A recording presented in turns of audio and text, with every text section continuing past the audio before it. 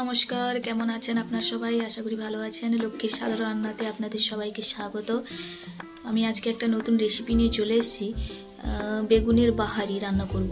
তো আমি এখানে 3টা বেগুন নিয়ে নিয়েছি, ডুমো ডুমো করে কেটে নিয়েছি, ধনেপাতা কুচি নিয়েছি, নারকেল কুড়ো নিয়েছি, টমেটো কুচি নিয়েছি, কাঁচা লঙ্কা নিয়েছি, তেল নিয়েছি, লবণ নিয়েছি এবং সর্ষে পোস্ত। এগুলাকে টমেটো আর সর্ষে পোস্ত এগুলাকে বাটবো।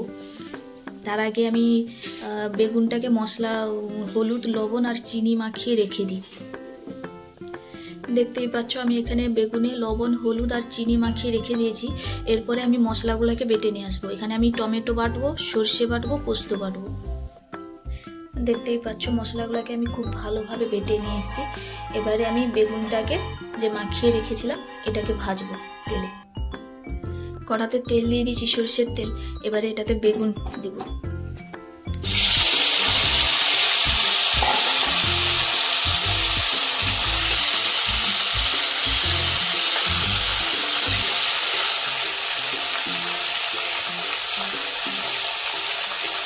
বেগুন দিয়ে দিয়েছি। এবারে এটাকে পুরো না সেদ্ধ হওয়া অবধি লাল করে ভেজে নেব।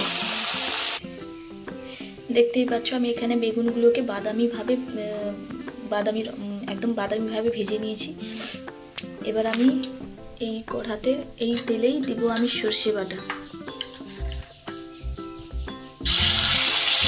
সর্ষে বাটা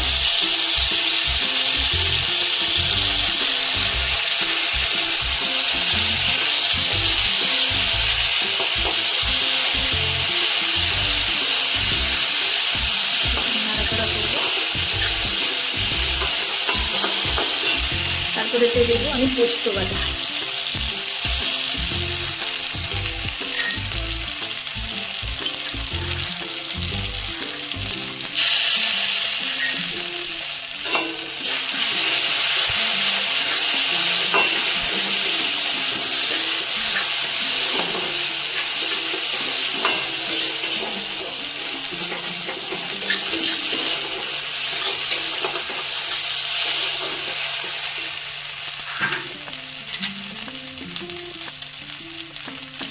লঙ্কাও দিয়ে দিলাম এখানে।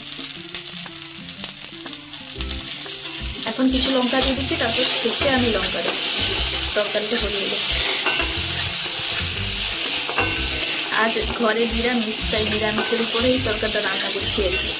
খুবই সহজভাবেই রান্না করছি।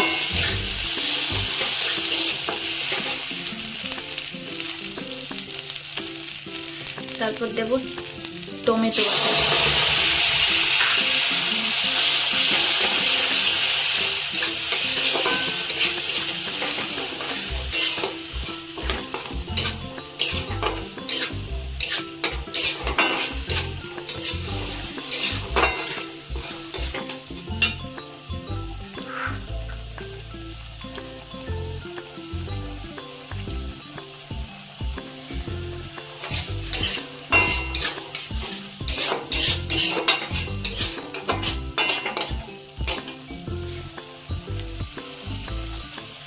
লবণ যেহেতু বেগুনে দেওয়া ছিল, আমি আর একটুখানি লবণ দিয়ে দিচ্ছি।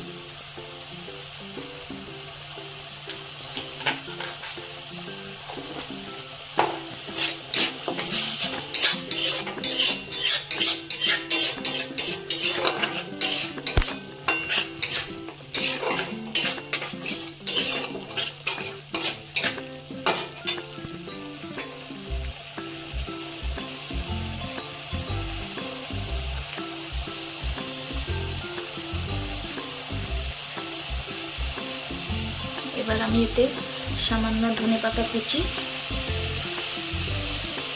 আর নারকেল কুচি,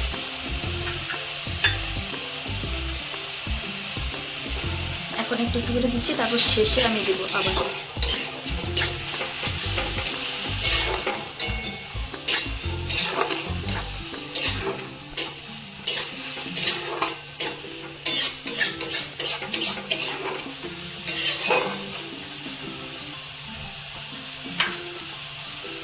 এটা একদম ভাজা ভাজা হয়ে গেলে তারপর বেগুন দিব।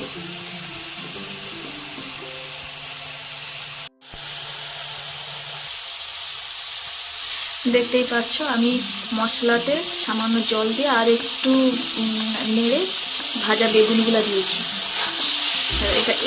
এটা কিছুক্ষণ নাড়াচাড়া করে তারপর শেষে ধনেপাতা কুচি এবং নারকেল কুড়ো দেব। আবার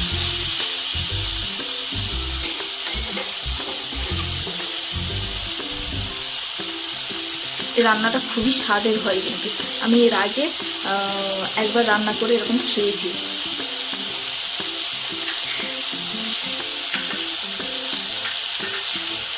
তাই আবার রান্না করছি।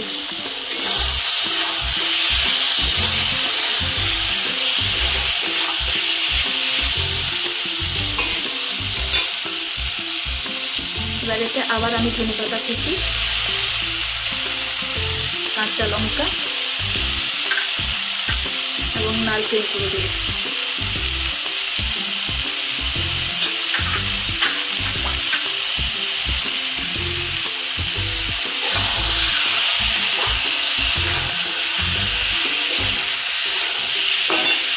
গ্যাসটা অফ করে দিচ্ছি।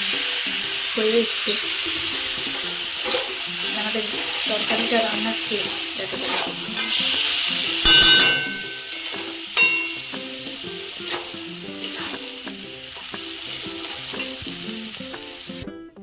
দেখতেই পাচ্ছ আমাদের এখানে গরম গরম বেগুনের বাহারি তৈরি। ভালো লেগে থাকলে লাইক করবেন, শেয়ার করবেন, কমেন্ট করবেন এবং কিছু ভুল হলে ক্ষমা করবেন, ফলোও করবেন। ধন্যবাদ, অসংখ্য ধন্যবাদ।